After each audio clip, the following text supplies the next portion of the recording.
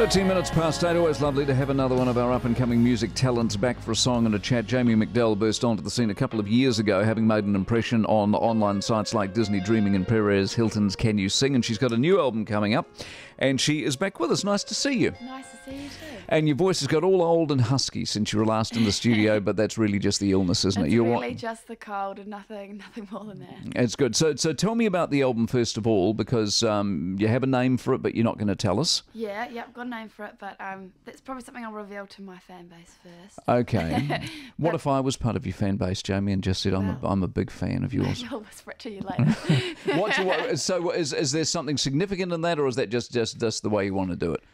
It's just the way I like to do things. I prefer to, I guess, let my online fan base know about these things first, just because they're the ones that are kind of right in there with me, supporting me every day. It's nice. Do you get trolls, by the way? The whole online thing fascinates me in the world of online, because it's you've done well with it in terms of being discovered and the accessibility to the world and all of that sort of thing. That's done wonderfully well. So there's your upside. Your downside is there's a whole world of freaks and weirdos out there. I don't feel like I do come across that often, if I'm being fair. I feel like my fan base has kind of gotten to know that my attitude is that we encourage people being kind to each other. And so if you kind of don't grasp that attitude, you're not usually involved in the conversation. Yeah. Well, what happened since we've last talked? So you came out a couple of years ago, you did your thing. Then what happened? Just bring us up to speed. So I released my last album and was absolutely proud of how that went. And then the last year I guess switched record labels, so I've moved over to Universal, and I've experienced a whole different side of songwriting. I've been sort of all around the globe, really, co-writing with a whole lot of different people, which is something I initially basically swore that I never ever wanted to do. So you didn't want to co-write? No, I've always been really independent with my writing, and I was lucky to get through my first album writing it on my own, because as people I think are aware, is not something that happens that commonly nowadays.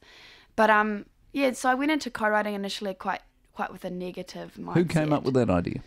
Well, that was an idea that was discussed through my management and through the record label, and I guess for me I had to look at it more as like an opportunity to further my skills as a songwriter, and at the end of the day that's exactly what it did. Though finishing the album, we kind of went full circle and figured that some of the best tunes that are on this album are the ones that were written on my own. Oh, interesting. So it was cool. Was the co-writing experience, rocky's the wrong word, but was there a roller coaster element to it? Some you got on with, some you didn't? Well, actually, I feel like I got along with everyone because I was always really interested in their story, whether it be getting a song out of it or not. So that's something that I feel like has been quite apparent on the album, is that it's very much a storytelling album, just because I've met so many people. But no, every session went really well, but I did walk away going, their kind of idea on this is probably not what I'm ever going to use. And how does that work? Do you tell them that? Because I don't collaborate particularly well with people myself, but I am one of those people who's not really good at going, actually that sucks, so I'm not going to do that. You know what I mean? It depends. I mean, there are people that I would be working with for a week, and therefore you'd need to be able to say, sorry, that sucks.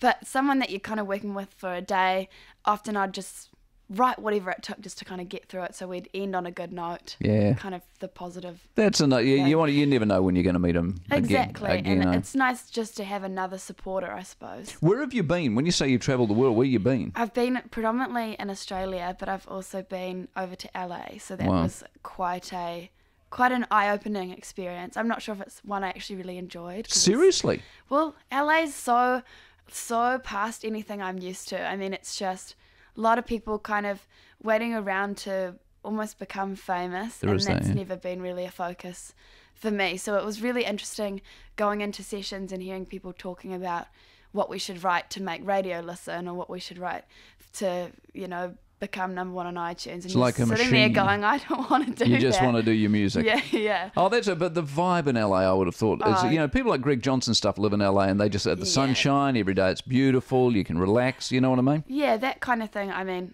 I enjoyed, although it's just nothing like it is here.